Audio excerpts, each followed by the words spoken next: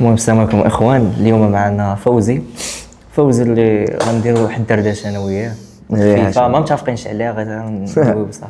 لا حاشمنا كي داير فوزي؟ الله ينورك. الله بريزونتي راسك اخي فوزي.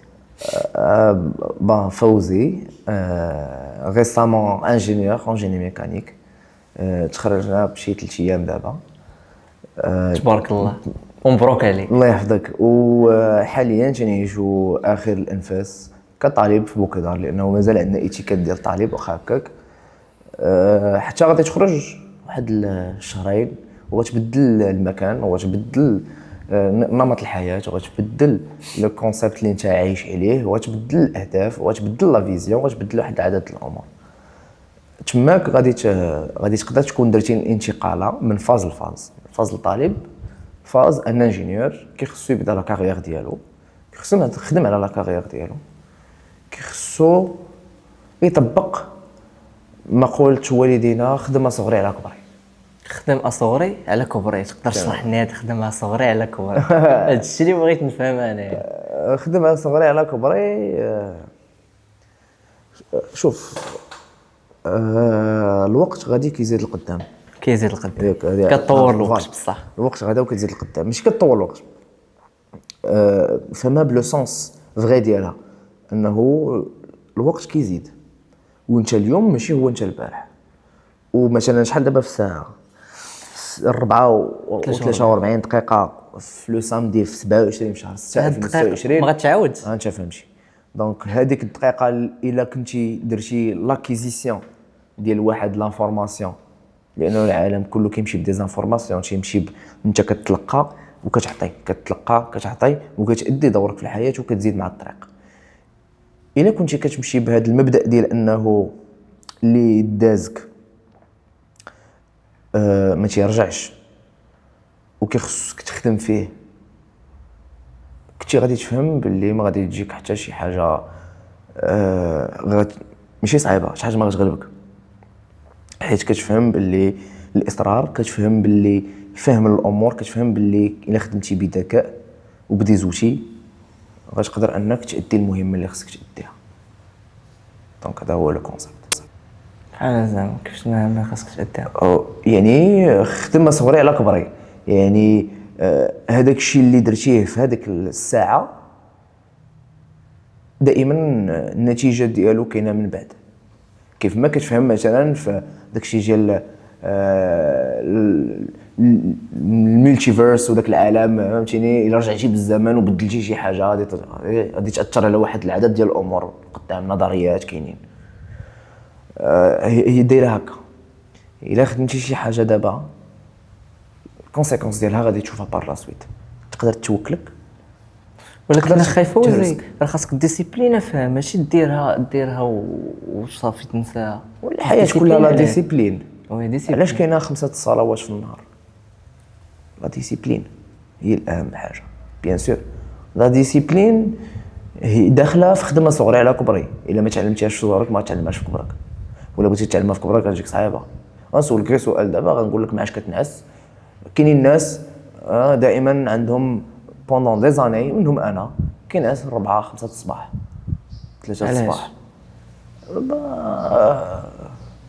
علاش؟ كاين فراغ، كاين واحد الفراغ. كون ما كانش الفراغ هذاك عنده حوايج اخرين. مي اللي بغيت نوصل لك هو انه خدمه صغري على كبري، اللي ما ديسيبليناش على انه وفهم بلا ما يخطا.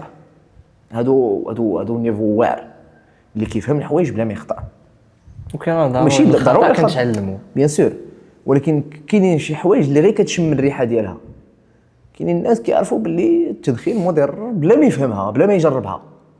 دونك ما طاحش في الخطا، ولكن نعرف شنو كيدير. يمكن حيت شاف صحابو، يمكن فوالا، يمكن حيت شاف صحابو، شاف شنو داروا فيهم عبر السنين، شاف باللي الا بدات بضحكه كتسالي بدمعه، خلص على هذيك اللعيبه. يمكن عاش شي مشكل اخر وفهم باللي راه نفس النمط. مثلا ماشي ضروري نجرب مثلا القمار باش نفهم باللي شنو كيدير القمار. الا فهمت مثلا، الا كنت جربت غير الكارو غنفهم باللي القمار كيفاش كيأثر بلا ما نجرب القمار. بحال هكا الانسان اللي تيفهم الحوايج غلط بلا ما يغلط. كيكون هاد بستيب، كيكون سابقك بستيب، درجه. بدرجه، بخطوه، باللي بغيتي. تقدر تكون ديك الدرجه عام اولا 5 سنين اولا 20 عام، هانت دابا ما كتكمي شيء. ولكن كاينين الناس اللي في عمرهم 40 عام 50 عام باقي كيكمي. انت سابقهم بديك 30 عام اللي بيناتكم ولا دونك هذه ستيب. انت ستيب كبير. انت فهمتي. الا كنتي كتخيل الامور كتعرف كيفاش تشوفها، بزاف د الحوايج اللي عرفتي كيفاش كتشوفهم الا ما كنتيش كدير هكا وانت انجينيور، ما شنو غادي دير فهمت كونط. الا ما كانش هادشي غيرجع لك تمام، الا ما كانش يرجع لك هادشي بحياتك في طريقه تفكيرك. الانجينيوري اللي قريتيه في 5 سنين تقدر توقف معاك في علاقتك مع ولدك، علاقتك مع مرتك، علاقتك مع خوك، مع اختك، علاقتك مع واحد واقف معاه في الخدمه وما بغاش يخدم لاطاش ديالو في الوقت. بزاف ديال لي سيتوياسيون الانسان تيطيح فيهم، خصو هذاك الشيء اللي قراه يخدم عليه، خدمه صغيره على كبر. انا لخصتها لك فهمتي كدير. فوزي، تقدر تعاود لنا اصعب حاجه دازت في حياتك اللي بدلات منك بزاف ديال الحوايج، كي كانت زوينه كي كانت خايبه، وبطبيعه الحال لا بغيتي تعاودها؟ بون ما كاينين بزاف د الحوايج. شي حاجه اللي بقات لك راسقه لك في بالك وبدلات من فوزي بزاف ديال الحوايج؟ هو الحس بالمسؤوليه. كتفهم باللي داكشي اللي غلطتي فيه غتخلصو من بعد، وباللي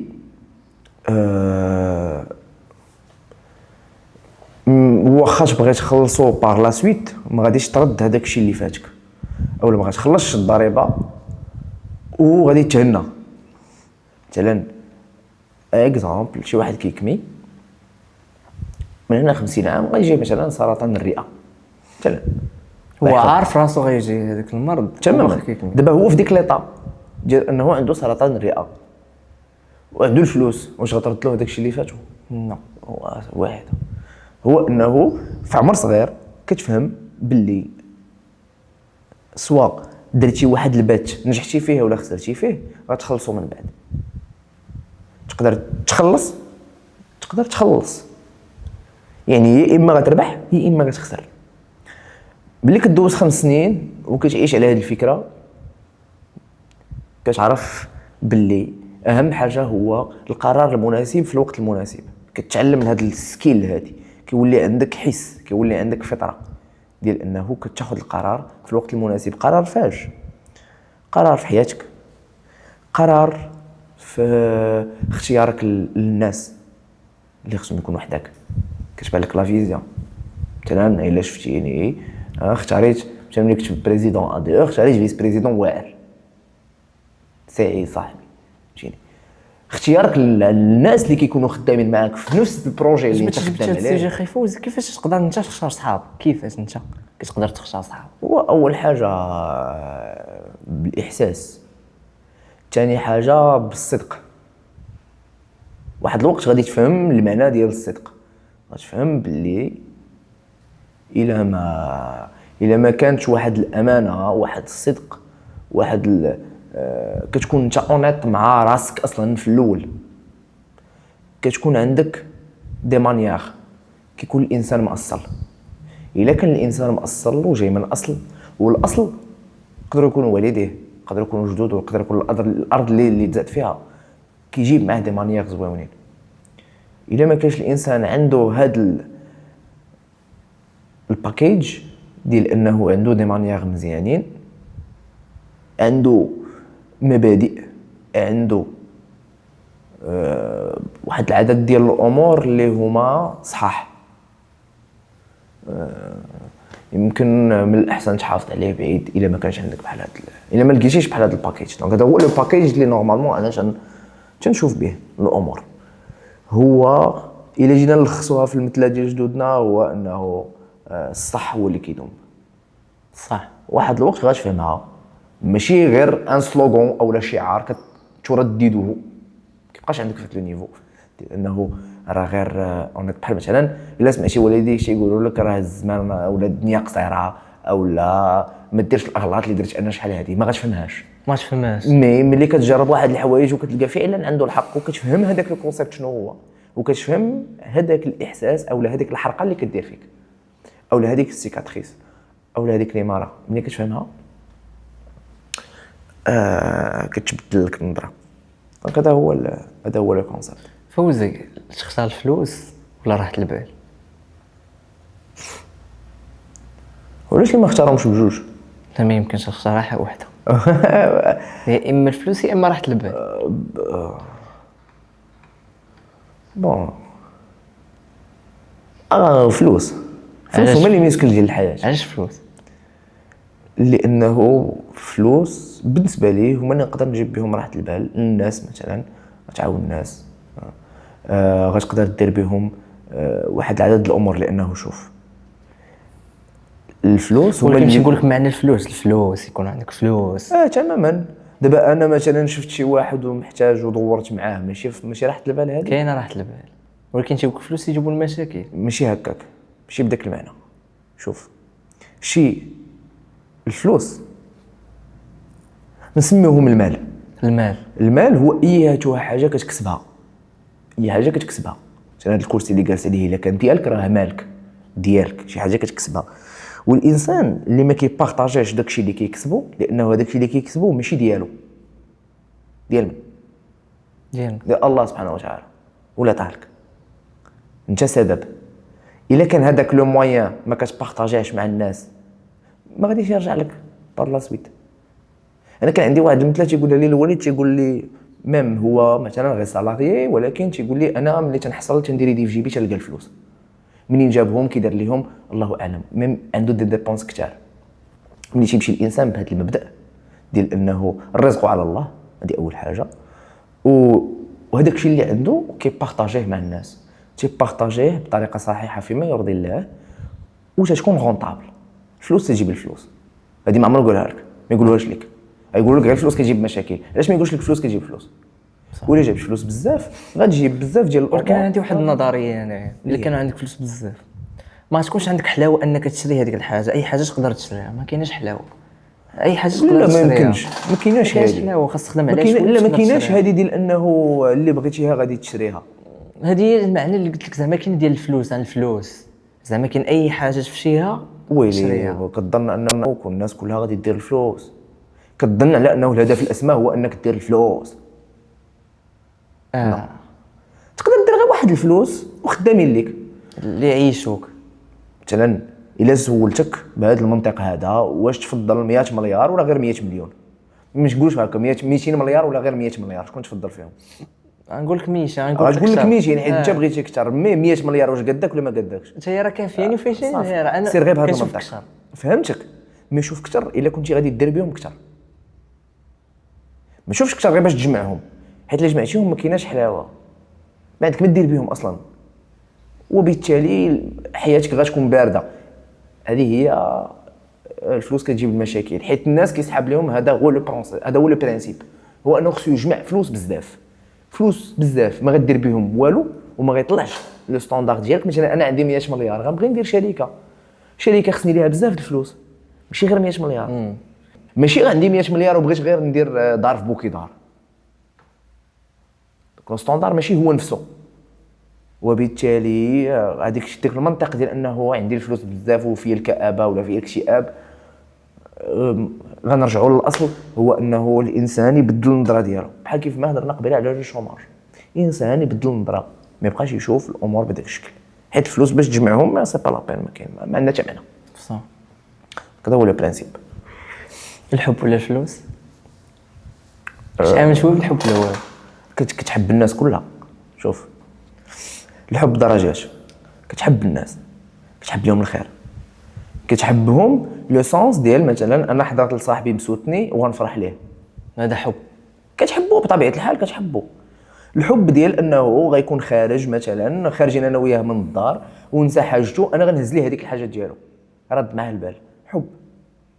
علاش هذا ماشي حب؟ شنو يكون الا ما كانش هذا حب؟ حب هذا هو الحب، هو انه تتحب الناس، تتبغي لهم الخير، تتعاونهم، يعني تقوم بهم الى اخره. هذا هو الحب. انا غنختار بطبيعه الحال الحب. وعلاش ما خرجتش الفلوس؟ لا، لانه الفلوس انا عارفهم راه على مال الناس اللي معاك، ماشي رزق، ماشي مال حتى هما.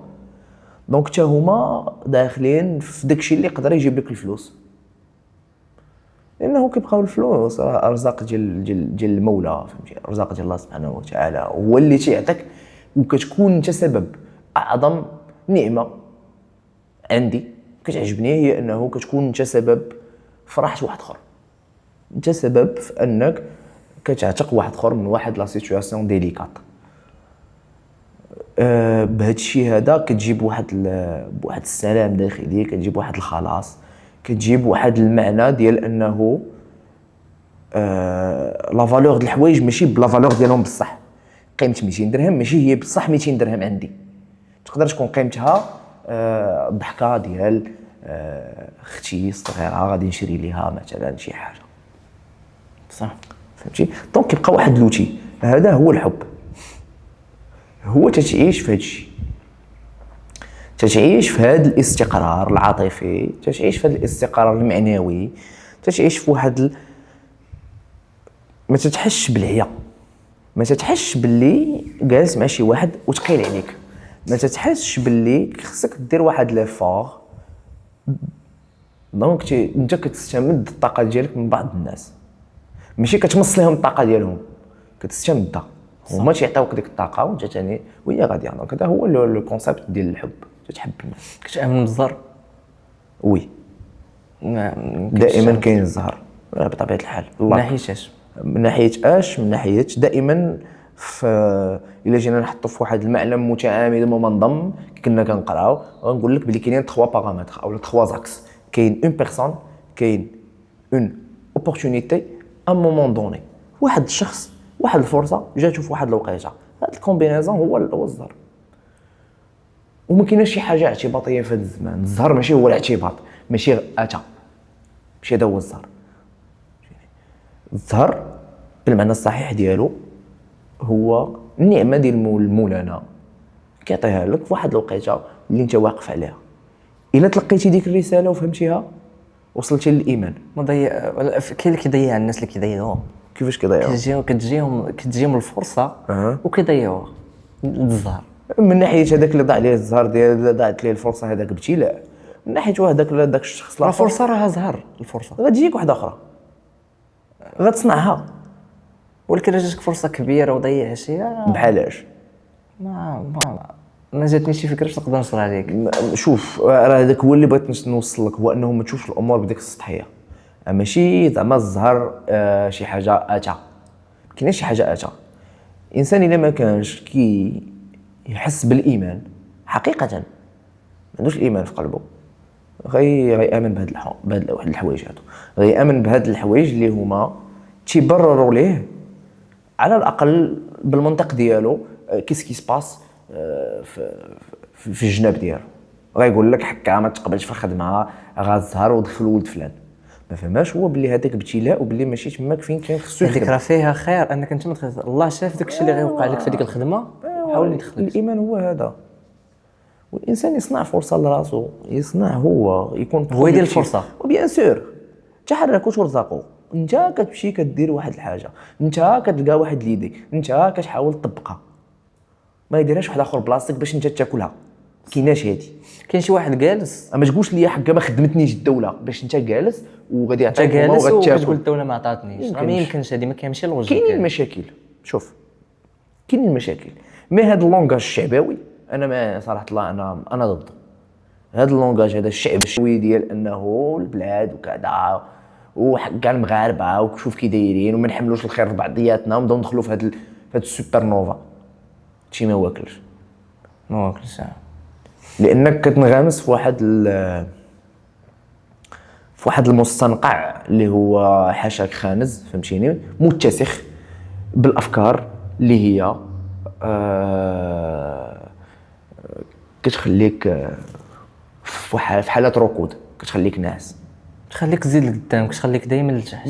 زيد لقدام. شوف دابا انت باغي تمشى، ما غتقولش انا غنوض نتمشى، اولا انت باغي توضى ما غتقولش انا تقولها تماما. غتنوض غتحرك، غتنوض تفهم وهي غاديه، والرزق على الله. غير الانسان يكون كيدير الحوايج الصح في الوقت الصح، ياك،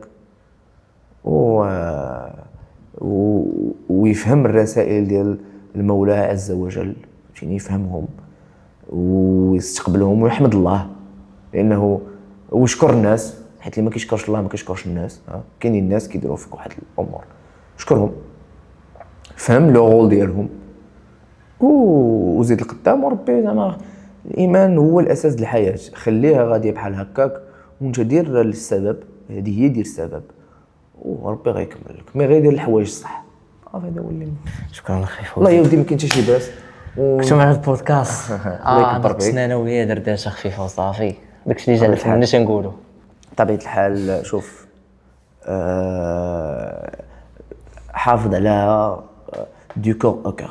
نسيت ما قلتش ليك شنو هي النصيحه اللي طحتي فيها انت وبغيتي بنادم يطيح فيها؟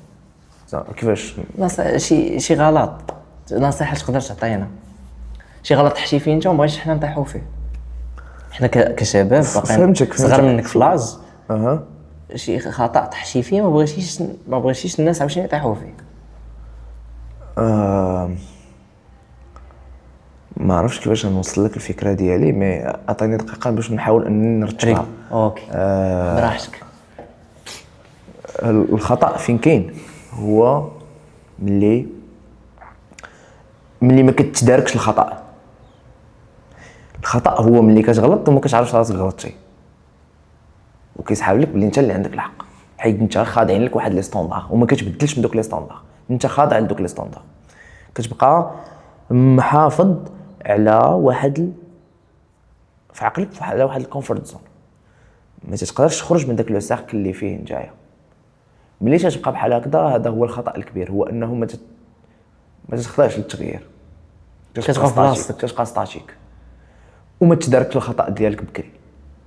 لانه الخطا ملي كدير فيه اول حاجه خصك تكون اونتيسيبي، يعني خصك تكون قاري باللي الا قلت هنا ها شنو غيطرا، خاص تكون دارس هذاك بيان سور ها شنو غادي دير الا ما صدقاتش هاش غيطرا. ماشي دايما نبقى نشوفها في الرباح، نشوفها في الخساره. هذا هو ماشي بهذا الشكل السطحي. شوف غير ما تفهمهاش بهذا الشكل السطحي، فهمها باللي خصك تجلس تبلاني ليها. عندي هادي ها لي بارامتر اللي عندي، ها لي دوني، هادشي فين كينفع هذاك الشيء اللي كنتو كتقراو في التي دي. ماشي بالضبط ليكواسيون هي اللي غتعشقك ولا غتفكك، مي هذاك لو بروسيس ديال انه كتفهم باللي في الاول ديكزارسيس كيعطيوك لي دوني، ها هما لي دوني، ها البرانسيب الاول شنو هو. اول سؤال تيقول لك سي كوا هذيك الحاجه اللي انت كتخدم عليها في ليكزارسيس، شنو هي هذيك الحاجه، ها البروسيس الاول. شنو هما لي بارامتر، كيحاول تعرف لي بارامتر اللي هما ما باينينش. مثلا غتخدم على لا ماس مولير، تيقول لك جبد لي لا ماس ديال لو كور اكزامبل، فهمتيني؟ دونك كتحاول انك تجبد هذوك لي بارامتر انفيزيبل. ملي تجبدهم تيدخل لك المعضله، تيدخل لك المشكل شنو هو، تيدخل لك لدي سيتوياسيون. الا ما كنتيش كتفكر بهذه الطريقه شنو كتلقى نتايا؟ ما تسناش واحد اخر بروف انه يقول لك هادشي، فهمها. شوف بلي داكشي اللي كتخدم به واش غونطابل ليك ولا لا، وسير بهذا المبدا واناليزي الحوايج، وكل حاجه عطيها دور ديالها في الحياه. ما كاينش عشوائيه. الا ما عطيتيش واحد المعنى لشي حاجه في الحياه كتكون فارغ من الداخل، نول. تيولي الانسان تيفكر غير في الحوايج اعزكم الله ديال الانام هما البهيمات، يفكر غير في انه خصو ياكل يشرب يزهى يضحك ينشط، يخرج من واحد السيرك اللي هو مثلا فيه اكتئاب وما عارفش علاش فيه اكتئاب. وهذا القنت كيعاونك انك دير اكتئاب حيت كدوز من فتره فراغ. مي هذيك فتره فراغ انفيستي فيها وفهم منها دروس وزيد مع الوقت. شكرا اخي. والله يا ودي ما كاين حتى شي باس، وفرصه سعيده حتى جيتينا اتصلوا بينا. مرحبا. كانت شي فرصه اخرى ديال شي دردشه اخرى في شي سوجي اخر في شي نهار من شي يوم من الايام، ما كاين حتى شي باس. انا بالعكس الله يشرف ليا، غنكون سعيد على انه نشر داكشي اللي كيبان لي انه صح. شرف ليا والله، وشرف ليا اكثر انه يوريني شي واحد بلي داكشي اللي كنظنوا صح راه غلط، ونفهمها ونصححها. ضربه في الراس وكتزيد مع الوقت. شكرا والله يسخر